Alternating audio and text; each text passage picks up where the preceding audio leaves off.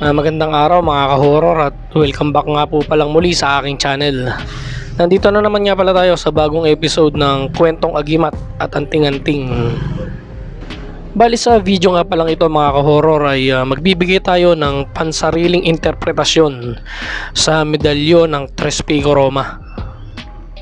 Sa pagharap ko nga sa medalyong ito mga ka-horror ay hindi ko ito binasa ayon sa aklat o sa tradisyong paulit-ulit na naririnig. Tinitingnan ko ito bilang isang tahimik na simbolo na may sariling wika. At sa aking sariling interpretasyon, ang bawat hugis, bawat ukit, bawat titik ay tila may ibinubulong na mensahe. Hindi lamang tungkol sa kapangyarihan, kundi tungkol sa tao na magsusuot nito. Bali simulan natin mga ka-horror sa hugis nito. Ito ay ang hugis tatsulok. Ito ay hindi ko nakita bilang simpleng disenyo. Bale para sa akin ay isa itong bundok na malapad ang pundasyon, matatag ang dalawang gilid, at iisang tuktok ang itinuturo. Ang ibaba ay ang pisikal na mundo, laman, gawain at pakikibaka. Ang gitna ay ang isip, pagdedesisyon, pag-aanalisa at pag-unawa.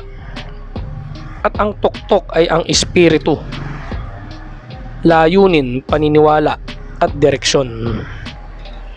Kapag ang tatlong ito ay magkakaisa, doon lamang magiging buo ang hugis. Kung may isang sulok na mahina, babagsak ang kabuuan. Kaya mga ka-horror, ang tatsulok ay paalala ng balanse. Hindi sapat ang lakas kung walang karunungan, at hindi sapat ang paniniwala kung walang gawa. Ang ikalawa naman mga ka-horror na bibigyan natin ng pangsariling interpretasyon ay ang mata. At ito ay ang nasa gitna nito. Sa aking pagbasa, hindi ito basta mata ng Diyos na nagbabantay mula sa itaas. Ito ay mata ng kamalayan, mata ng may suot. Isang paalala na ang tunay na proteksyon ay hindi nagsisimula sa labas kundi sa loob. Ang taong marunong magmasid, makiramdam at umunawa ay hindi madaling malinlang. Ang mata ay simbolo ng paggising. Kapag bukas ang mata ng isipan, mas malinaw ang landas at mas mahirap pasukin ng paglilinlang. Ang ikatlong simbolo naman mga ka-horror na bibigyan natin ng interpretasyon ay ang nakapaligid sa mata, at ito ay ang mga sinag. Para sa akin hindi lamang ito liwanag na bumababa mula sa langit. Ito ay liwanag na lumalabas mula sa sentro.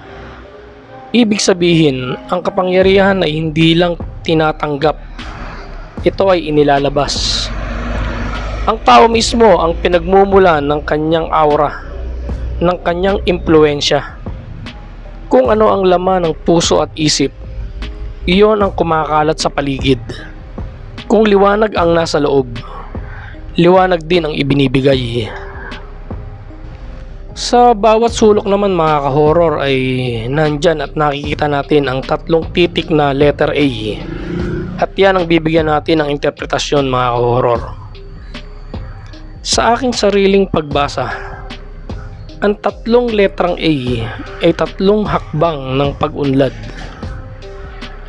Awareness o kamalayan, authority o pagkilala sa sariling lakas, at ascension o pag-angat. Una, magising.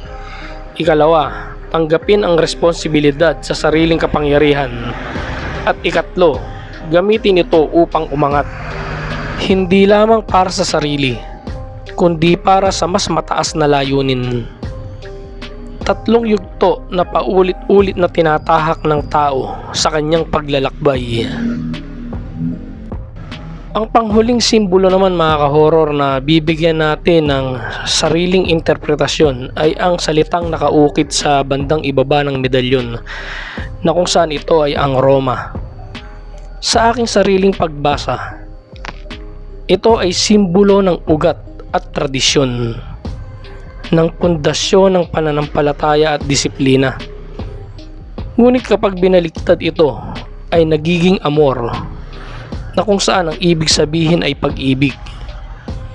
Para sa akin mga ka-horror, dito nagtatagpo ang mensahe. Ang tunay na kapangyarihan ay dapat nakaugat sa pag-ibig.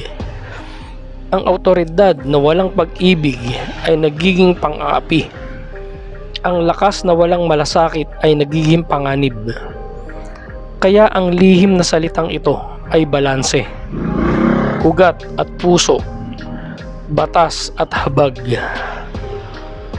Huwag din natin kalimutan mga ka-horror na ang medalyon ng Tres Picong ito ay gawa sa tanso. Isang metal na kilala bilang mahusay na daluyan ng enerhiya. At sa aking pananaw, ito ay paalala na ang medalyon ay hindi ang pinagmumulan ng kapangyarihan. Isa lamang itong daluyan. Ang tunay na enerhiya ay nagmumula sa taong may suot nito. Kung ang puso ay puno ng takot, takot din ang dadaloy. Kung ito ay puno ng liwanag, liwanag ang kikislap sa metal.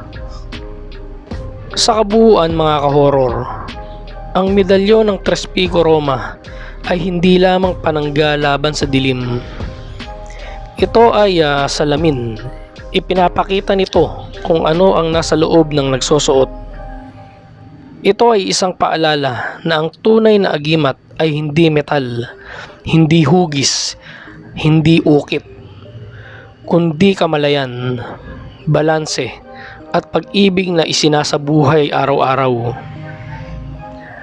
Anumang simbolo ang isuot natin mga ka-horror, anumang agimat ang hawakan natin, ang pinakamahalagang kapangyarihan ay ang disiplina ng isip, linaw ng puso, at kabutihan ng hangarin. Sapagkat sa huli mga ka-horror, ang tunay na proteksyon ay hindi nagmumula sa bagay, kundi sa taong marunong gumamit ng liwanag na nasa kanyang sarili. Ikaw mga ka-horror, may gusto ka bang medalyon na bigyan ko ng pangsariling interpretasyon? Ilatag mo na mga ka-horror.